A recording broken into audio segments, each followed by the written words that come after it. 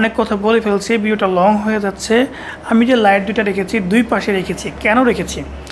দুই পাশ থেকে লাইট আসছে দর্শক, আমার এই পাশটা আর এই পাশটা কিন্তু কভার হয়ে যাচ্ছে। এবং আমি যদি সামনাসামনি রাখতাম তাহলে আমার ক্যামেরার অনেক সময় ফ্রেমের মধ্যে চলে আসতো।